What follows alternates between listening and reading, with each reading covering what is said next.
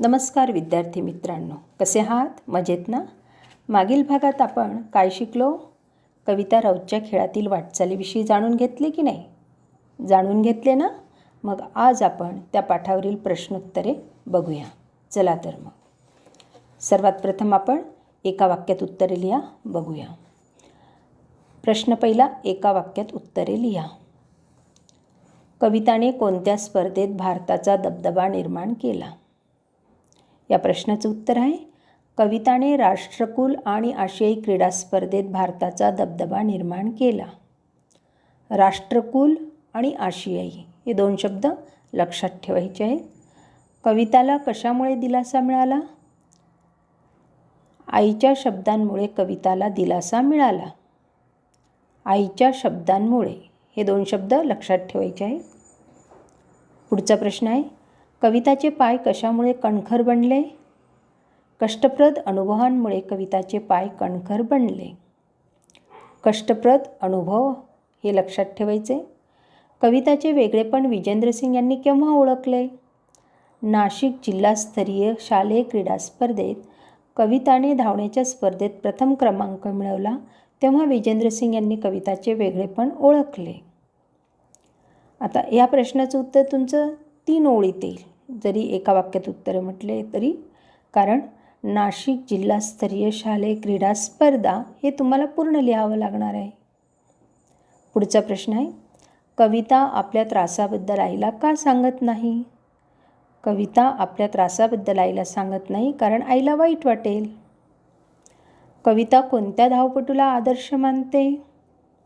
भल्लं मोठं नाव घेतलं होतं ना आपण, PT तास आठवला? मग याचं उत्तर लिहिताना लिहायचं आहे, कविता धावपटू PT उषा यांना आपला आदर्श मानते. कोणत्याही खेळाडूसाठी कोणती गोष्ट महत्त्वाची असते? कोणत्याही खेळाडूसाठी शारीरिक तसेच मानसिक तंदुरुस्ती ही महत्त्वाची असते. आता आपण पुढच्या प्रश्नाकडे वळूया. पुढचा प्रश्न आहे, प्रश्न दुसरा, 2-3 वाक्यात उत्तरे लिहा. ह्या प्रश्नांची उत्तरे लिहिताना ती कधीकधी 4 किंवा 5 ओळीतही लिहिली जातात, कारण तुमचं अक्षर कसं आहे त्याच्यावर ते अवलंबून आहे. चला, याच्यातला पहिला प्रश्न बघूया. कविता राऊतला सावरपाडा एक्सप्रेस का म्हणतात? सावरपाडासारख्या दुर्गम भागात राहून कविताने राष्ट्रकुल व आशियाई क्रीडा स्पर्धांमध्ये पदके मिळवली आणि त्यानंतर आंतरराष्ट्रीय धावपटू म्हणून नावारूपाला आली, म्हणून कविताला सावरपाडा एक्सप्रेस म्हणतात. आले मग लक्षात? पुढचा प्रश्न आहे, कविता विजेंद्रसिंग यांच्या घरी का राहू लागली? आपल्या कारकिर्दीच्या सुरुवातीस कविता नाशिक येथे धावण्याचा सराव करत असे व हर्सूल येथे शिक्षण घेत असे. त्याच्यामुळे हर्सूल आणि नाशिक या 2 ठिकाणी तिची ओढाताण होत होती, म्हणून विजेंद्रसिंग यांनी तिला 11वीसाठी भोसला मिलिटरी कॉलेजमध्ये प्रवेश मिळवून दिला व पुढील शिक्षणासाठी आणि धावण्याच्या सरावासाठी त्यांनी तिला स्वतःच्या घरी ठेवून घेतले, म्हणून प्रशिक्षक विजेंद्रसिंग यांच्या घरी कविता पुढील शिक्षणासाठी राहू लागली. पुढचा प्रश्न आहे, हर्सूल सावरपाडा परिसराला कविताचा अभिमान का वाटतो? कविता ही आंतरराष्ट्रीय स्तरावरील धावपटू म्हणून नावारूपाला आली आणि तिच्यामुळे हर्सूल व सावरपाडासारख्या एका छोट्याशा पाड्याला प्रसिद्धी मिळाली, म्हणून हर्सूल व सावरपाडा परिसराला कविताचा अभिमान वाटतो. पुढचा प्रश्न आहे, आपली लेख खूप मोठी झाली आहे असे सुमित्राबाईंना का वाटते?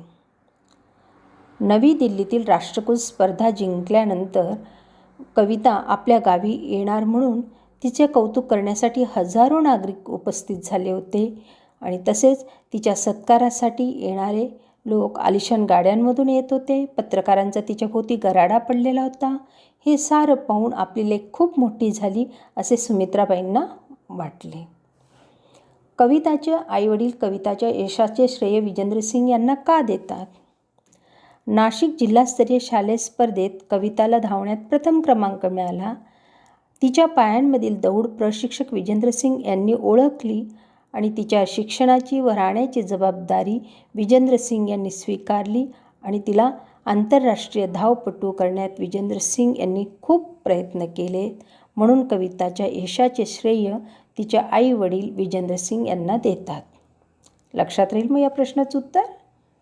पुढचा प्रश्न आहे, कविताकडून तुम्ही कोणती प्रेरणा घेणार?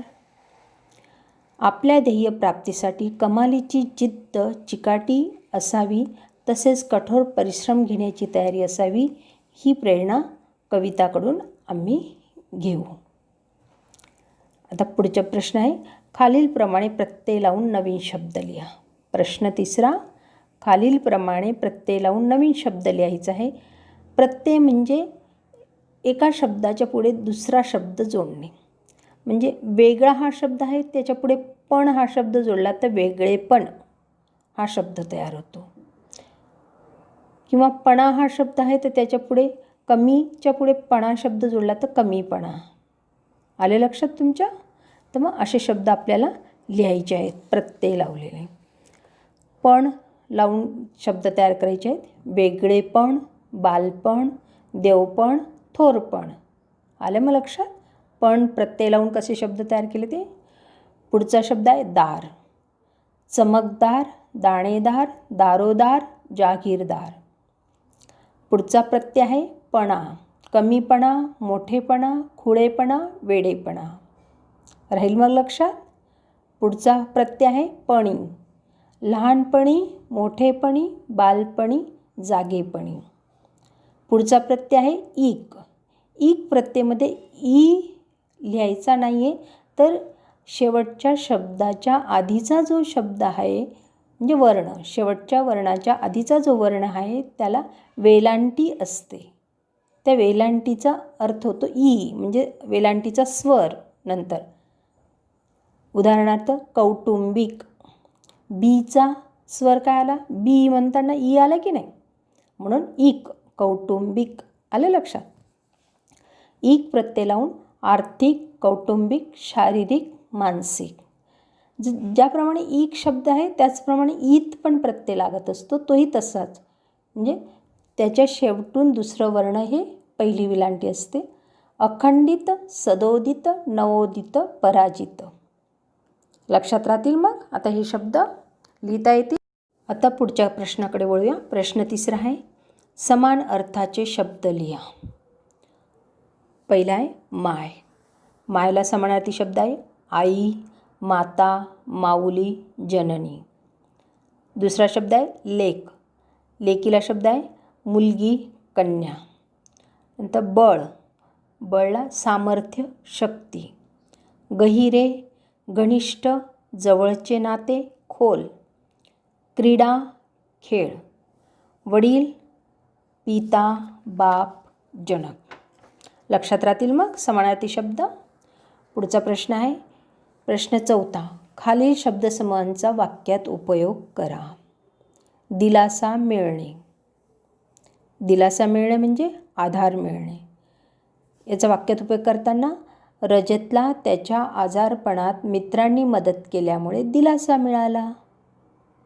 मिळण्याचं काय झालं? वाक्य बनवताना मिळाला. ते वाक्य कसे त्यानुसार क्रियापदाचं मिळणे, मिळाला असं लिहायचं आहे. पुढचं आहे गराडा पडणे. गराडा पडणे म्हणजे आजूबाजूने वेढणे. अभिनेत्रीला पाहताच चाहत्यांनी तिच्या भोवती गराडा घातला. गराडा पडण्याचं काय झालं इथे? गराडा घातला. कणखर बनणे, धीट बनणे, सशक्त बनणे. शेतात कष्टाची कामे करून सुमन कणखर बनली. बनण्याचं काय झालं इथे? बनली. शेतात कष्टाची कामे करून सुमन कणखर बनली. ओढाताण होणे, त्रास होणे. नोकरी व घर सांभाळताना मनुष्याची ओढाताण होत असते. लक्षात राहील? नोकरी व घर सांभाळताना मनुष्याची ओढाताण होत असते. इथे होण्याचं काय झालं? होत. ओढाताण होत असते. आले लक्षात? चला मग विद्यार्थी मित्रांनो पुढे बघूया. नात्यातील वीण गैरी असणे. नात्यातील वीण गैरी असणे म्हणजे घट्ट नाते असणे.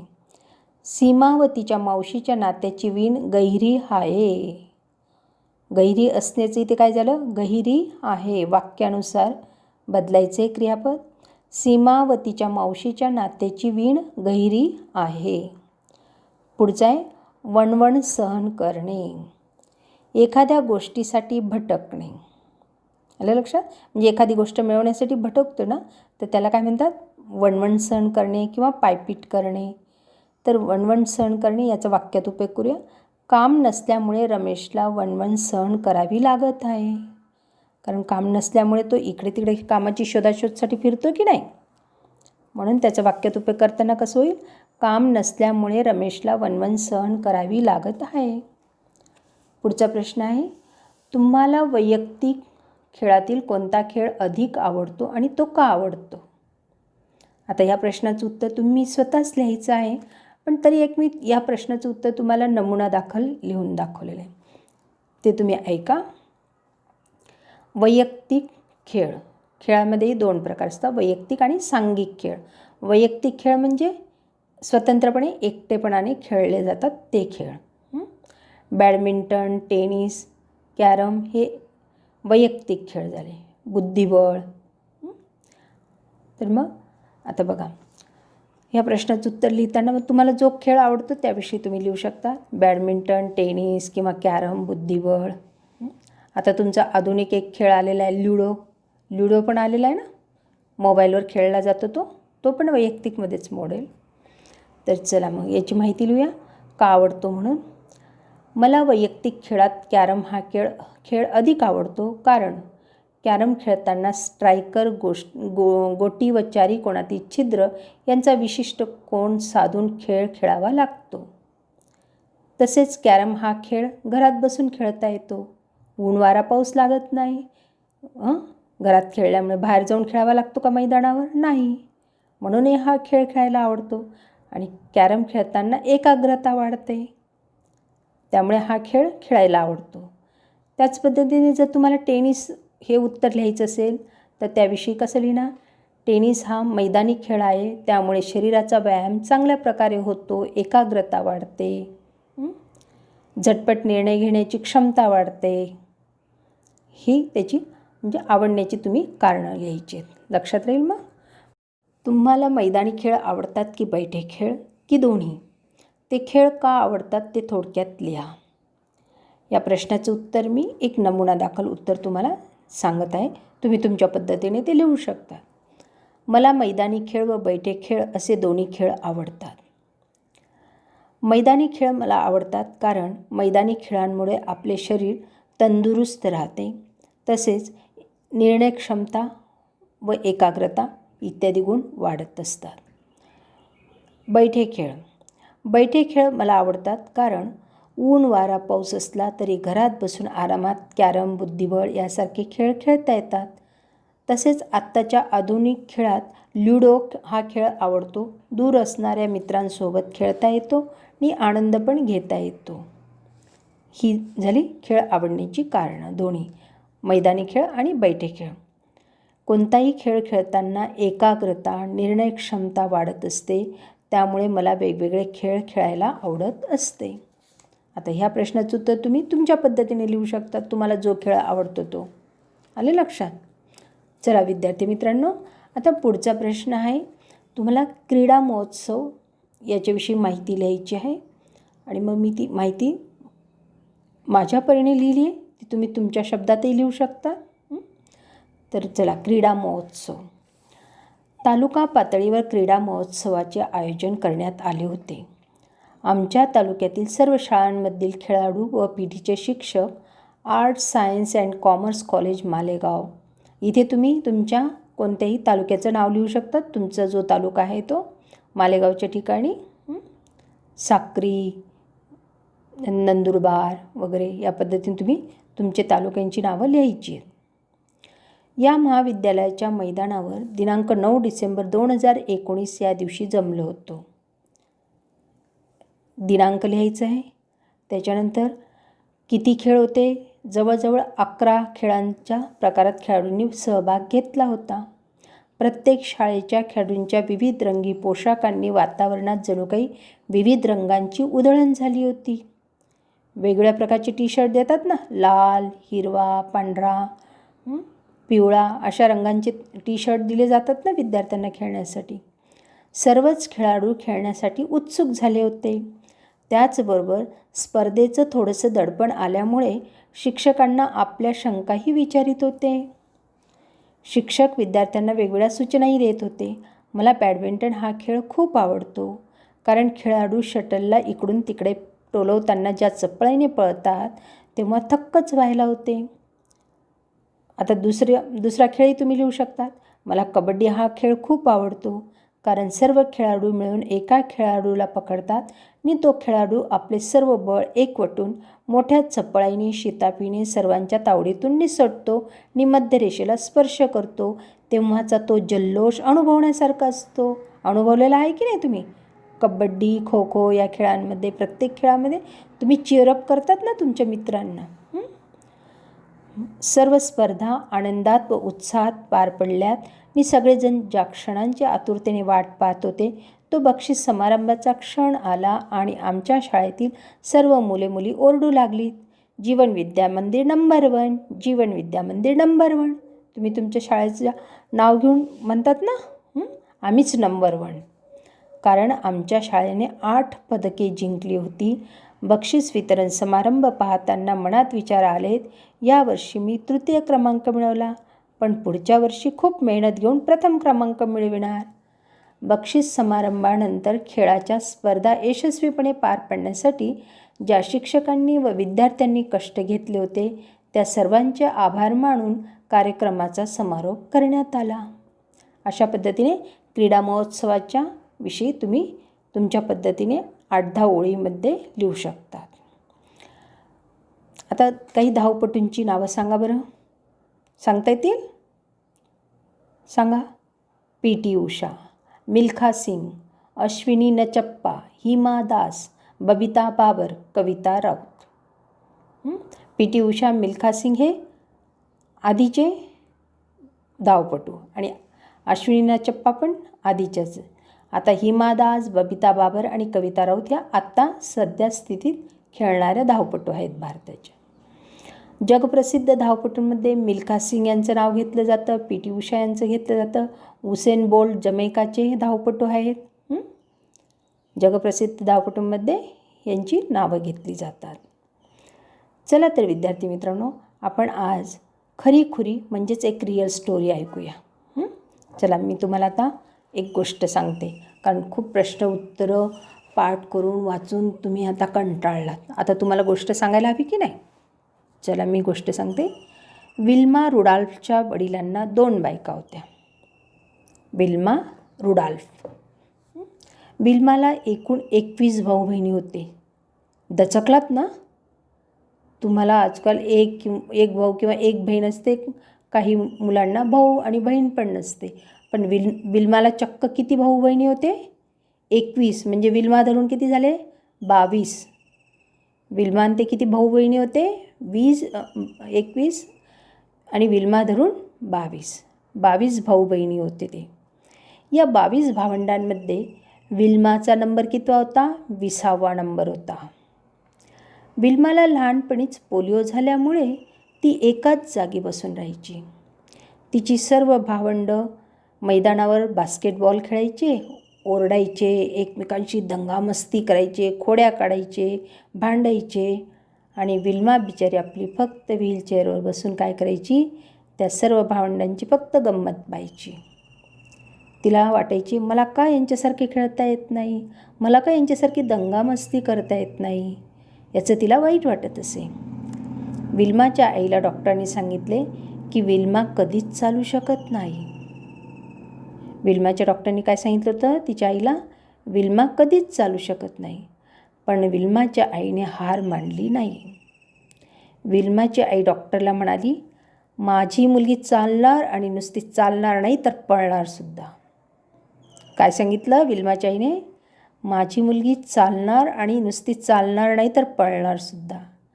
आईचे शब्द ऐकून विल्मालाही जिद्द आली आणि विल्मानेही जिद्दीने फिजिओथेरपिस्टकडून मसाज व पायाचे व्यायाम करून घेतले. त्यासाठी ती खूप कष्ट घेऊ लागली. त्यासाठी तिला तिच्या सर्व बहीण भावांनी मदत केली. तिला फिजिओथेरपिस्टकडे न्यायला 50 किलोमीटर लांब तिला न्यावं लागायचं आणि तेही खांद्यावर बसून. मग तिचे भाऊ बहीण तिला घेऊन जायचे. आई व भावंडांच्या मदतीने 2 वर्षातच विल्मा स्वतःच्या पायांवर उभी राहिली. त्यानंतर तिने कोचकडून तंत्रशुद्ध पद्धतीने धावण्याचे शिक्षण घेतले. त्यानंतर विल्माने काय केलं? कोचकडून तंत्रशुद्ध पद्धतीने धावण्याचे शिक्षण घेतले. 1956च्या यूथ ऑलिम्पिकमध्ये सहभागी होऊन 400 मीटर रिलेमध्ये ब्रांझ पदक मिळविले. ही स्पर्धा ऑस्ट्रेलियातील मेलबर्न येथे झाली होती. त्यानंतर 1960मध्ये रशियात झालेल्या ऑलिम्पिक स्पर्धेत ती पहिली अमेरिकन महिला होती एकाच ऑलिम्पिकमध्ये 3 गोल्ड मेडल मिळविणारी. किती गोल्ड मेडल? 3 गोल्ड मेडल मिळविणारी. 100 मीटर, 200 मीटर आणि 400 मीटर रिले स्पर्धेत ती जिंकली होती. जगातली सर्वात वेगवान धावपटू ठरली. जिला डॉक्टरांनी चालणार नाही असे सांगितले, ती सर्वात वेगवान धावपटू म्हणून जगात मान मिळविणाऱ्या विल्माच्या जिद्दीला व मेहनतीला सलाम करावासा वाटतो. तुम्ही विद्यार्थी मित्रांनो अशीच जिद्द बाळगा आणि मेहनत करून यश गाठा. चला मग, खूप हसा, खूप खेळा आणि निरोगी राहण्यासाठी घरातच विविध प्रकारची कामेही करा आणि सोबत व्हिडिओ ऐकत राहा, म्हणजे वेगळा अभ्यास करण्याची गरजच पडणार नाही. तुम्हाला आता मी एक उपक्रम देते. पाणी या शब्दाशी निगडीत जास्तीत जास्त शब्द लिहून काढायचे आहेत. जसे पाणी. आता पाणी म्हणताच पाणी पिण्यासाठी ग्लास लागतो की नाही? पाणी म्हणताच तुम्हाला नदीतलं पाणी दिसतं, तलावातलं पाणी दिसतं, मग इत्यादी ठिकाणी पण तुम्हाला पाणी आढळतं. म्हणजे ग्लास, नदी, तलाव असे वेगवेगळे शब्द लिहून काढायचे आहेत. पुढच्या भागात मी माझ्या शब्दांची यादी देईल, त्यात तुम्ही किती लिहिले ते तुम्हाला कळेल. चला, आजचा व्हिडिओ आवडल्यास लाईक अँड शेअर करा. तसेच पुढील व्हिडिओ पाहण्यासाठी सबस्क्राईब करायला विसरू नका. व्हिडिओ लक्षपूर्वक ऐकला त्याबद्दल धन्यवाद विद्यार्थी मित्रांनो. पुढील भागात आपण मुंग्यांच्या जगात फेरफटका मारूया. धन्यवाद.